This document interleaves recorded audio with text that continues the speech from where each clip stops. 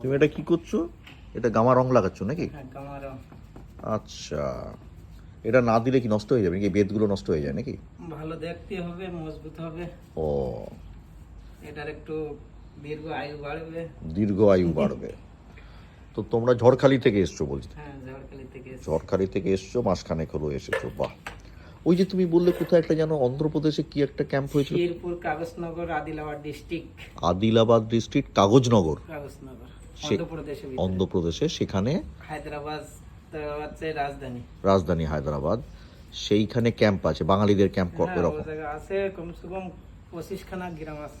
25টা গ্রাম, বাঙালিদের গ্রাম। পুরো গ্রাম আদিলাবাদ জেলা, তাই তো, আদিলাবাদ ডিস্ট্রিক্ট। হ্যাঁ, আদিলাবাদ ডিস্ট্রিক্ট। আর দণ্ডকারণ্যটা হচ্ছে ছত্তিশগড়ে নাকি? দণ্ডকরণটা হলো উড়িষ্যা। উড়িষ্যার ভিতরে।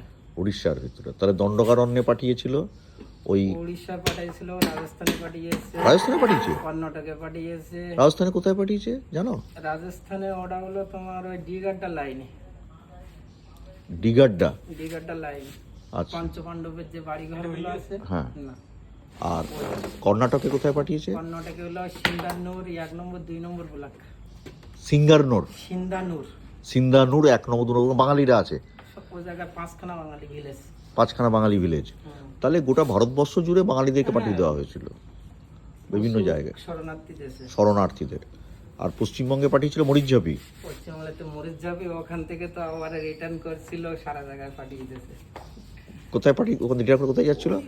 বিভিন্ন প্রদেশে পাঠিয়ে ও, দিয়েছে। ওরা মরিচঝাপি থেকে চলে আসছিল। মরিচ যাবে সেই সময় তো বসবাস করতে দিয়ে অনেক লোক মারা গেছে তো মরিচঝাপি শেষ। প্রচুর লোক মারা গেছে। মরিচঝাপিটা কোন জায়গায় গো? এটা হলো মোল্লাখালী কুমিরমারি লাইন। মানে তোমাদের দিকটায় না তোমাদের? না, আমাদের দিক থেকে ঝড়খালি হয়ে ওই গোসভা হয়ে গোসাবা হয়ে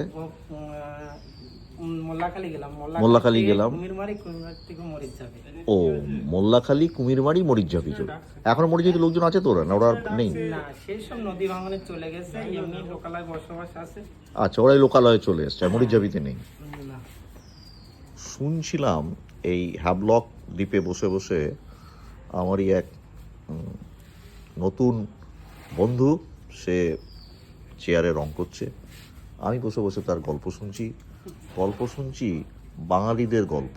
বাঙালিরা দেশ ভাগের পরে কোথায় কোথায় গেল, কি তাদের হলো, সেই নিয়ে আজ 13ই সেপ্টেম্বর 2025 শনিবার সকালবেলায় গল্প করছি।